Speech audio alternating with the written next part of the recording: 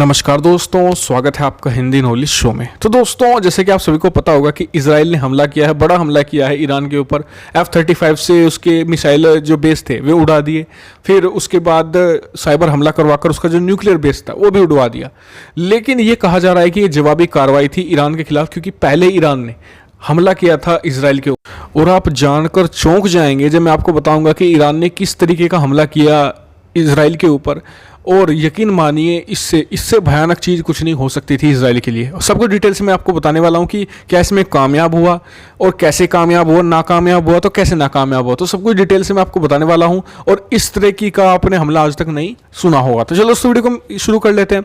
तो हुआ क्या दोस्तों, एक खबर है अप्रैल के यानी कि पिछले महीने की, जो अब निकल कर सामने आ रही है। तो दोस्तों, हुआ क्या कि अप्रैल के महीने में, पिछले महीने, ईरान ने बहुत बड़ा साइबर हमला करवाया इजराइल के ऊपर। लेकिन ये कोई आम साइबर हमला नहीं था, ये बहुत ही विशेष और बहुत ही अलग तरीके का था। कैसे, मैं आपको बताता हूँ। आपको सभी को पता होगा कि इजराइल अपने जो पानी, मतलब कि वहाँ पर वैसे तो पानी होता है जैसे कि हमारे यहाँ होता है, वहाँ पर तो सारा पानी समुद्र से फिल्टर करके जब पहुँचाया जाता है इजराइल के घर घर तक। तो इसी काम के लिए इजराइल में मौजूद है बहुत बड़े बड़े जो प्लांट्स हैं पानी के, जो फिल्टर करते हैं समुद्री पानी को मीठे पानी में बदलते हैं, मतलब कि पीने के लिए। तो उन्हीं की पाइपलाइंस पर साइबर ये हमला किया गया। और इसमें क्या करना था, ईरान करने वाला यह था कि जो उसकी क्लोरीन की मात्रा होती है ना, जिसमें पानी में मिला जाते हैं, जिससे कि वो थोड़ा मतलब कि अशुद्ध ना हो और वो लोगों के लिए सेफ रहे। तो ईरान क्या करने वाला था, इस क्लोरीन की मात्रा को बहुत ही खतरनाक लेवल पर बढ़ाने वाला था। जिससे क्या होता कि कुछ हज़ारों लोगों को तो पहले बीमार हो जाते और कुछ लोगों की मौत भी हो सकती थी। और तब तक इजराइल की अथॉरिटी को पता चलता, वो इसे बंद करते, तब तक सैकड़ों लोगों की मौत इससे हो सकती थी और हज़ारों लोग गंभीर रूप से घायल हो सकते थे, या मतलब कि नुकसान उन्हें पहुंच सकता था। और इससे एक संकट और खड़ा हो सकता था, पानी का संकट, क्योंकि जब तक उन पाइपलाइन को सफाई की जाती उसमें महीनों लग सकते थे, जिससे कि लोगों को पीने का पानी और वैसे इस्तेमाल करने के लिए पानी का संकट का सामना करना पड़ सकता था। लेकिन थैंकफुली ऐसा नहीं हुआ। क्यों? क्योंकि इजराइल के जो साइबर डिफेंस फोर्सेस थे, उन्होंने इस हमले को डिटेक्ट कर लिया और उसे ऐन मौके पर रोका गया। जी हाँ, बिल्कुल ऐन मौके पर इसे रोक लिया गया।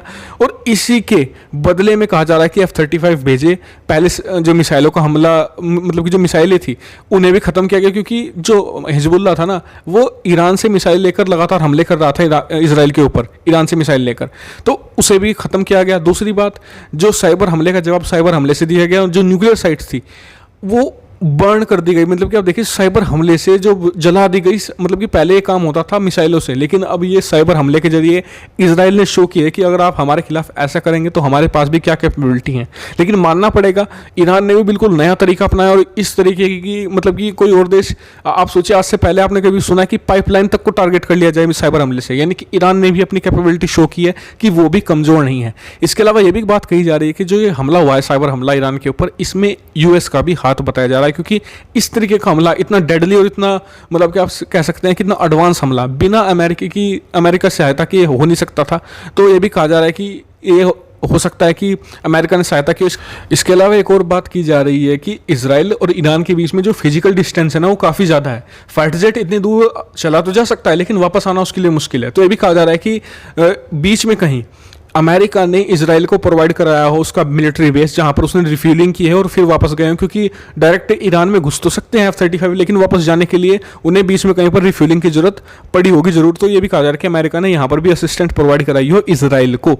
तो इस पर आपका क्या व्यू पॉइंट है, कमेंट करके जरूर बताएगा। साथ ही आप ये बताइएगा कि ईरान ने भी अपनी कैपेबिलिटी शो की है, तो इस पर आपको क्या लगता है, आप मुझे कमेंट करके जरूर बताएगा। साथ ही चैनल को सब्सक्राइब करना मत भूलिए, ऐसी बहुत सारी डिफेंस, फॉरेन पॉलिसी और फाइनेंस रिलेटेड वीडियो के लिए। Thank you for watching video.